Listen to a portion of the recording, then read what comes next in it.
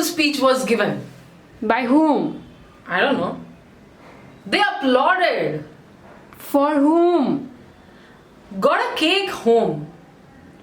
Who brought the cake home? No idea. Hey there, I'm Nancy Shah. I'm a trainer, public speaker, anchor, voiceover artist and founder of Speaker Circle. We started this initiative to help people improve their public speaking skills. We conduct our interventions online and now gradually offline, and you can also be part of it. All you need to do is fill up a Google form. You'll find the link of the form in the description. Well, in today's video, we are going to give few other tips related to grammar and creating sentences. Note that we have already created one video where we have already shared 3 tips on grammar and sentence formation, and now we are going to continue with the 4th one. So let's get started.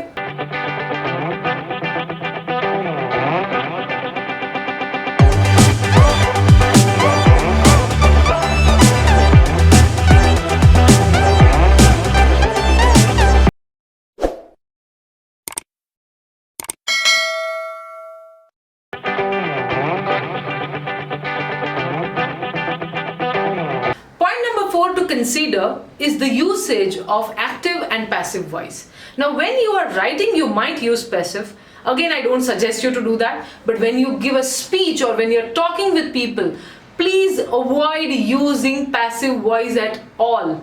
Why? Because that doesn't create a good impact. Let me give you a few examples how the impact is different of active and passive voice. The cakes were baked by her. She bakes cakes. The new president was elected. We, the people of the country, elected the new president. If there are any questions, I can be reached out on this number. If you have any questions, you can call me on this number. Now, these examples were very basic, but I hope you could observe the difference. When I say that new president was elected, nobody knows who elected him. But when I say we, the people of the country, elected the new president, it shows the power, the ownership and importance of a subject. So you need to use the active voice rather than the passive one.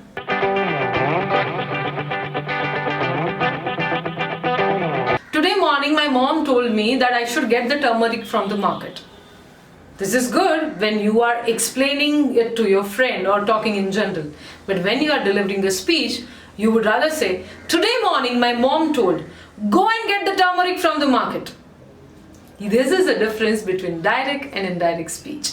When you are speaking, use the direct speech and not the indirect one. So the direct speech is the words that are said by the another person which you repeat it as it is. And here you have a huge scope of adding vocal variety or body language, and it can create a good impact. But when you convert it into indirect speeches, it becomes a little dull. At the same time, you need to put an effort in converting it, and it doesn't show a dialogue or a conversation. So use direct speeches. One more thing, take note that in direct speeches, you do not use the word that. So when I say, my mother told me that, go and get a turmeric from the market. Now this is wrong. There is no that here when you are using direct speeches. That is used only when you are using indirect speeches. This is the most common error, and that's why I'm highlighting here. Try to use direct speeches at dialogues and conversations in your speech. I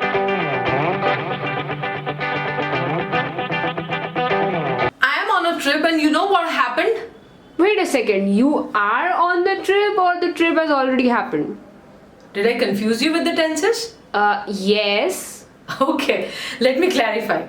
Tenses are really crucial when it comes to public speaking. You need to ensure that you remain in that particular tense. Let's say, for example, I'm describing about the trip that I had. I'm talking in a past tense. But when I say that now I'm back in Ahmedabad and I'm doing things right here, I'm in a present. Or if I'm talking about something that is going to happen in future, I need to use a future tense. Now, when you're shifting tenses in between, you need to ensure that you do not make mistakes here. One more suggestion here, use simple sentences and simple tenses. They are easy and simple to understand. Let me give you an example. Instead of saying, I had gone for a long walk yesterday, you can simply say, I went on a walk yesterday. Instead of saying that, I have gone to a trip, you can simply say, I went on a trip. So this will make your sentences simple. Of course, you can't use all the simple tenses. You can include the other ones, the perfect tenses and perfect continuous, but then you have to use it correctly. In addition to this, we want to recommend you to go and check out different YouTube channels which provides really good content on English grammar and language, and you can learn it for free. At the same time, I recommend you to go and check out Learn English Lab. This particular YouTube channel has really good videos on English language grammar. You'll find the link of that channel in the description.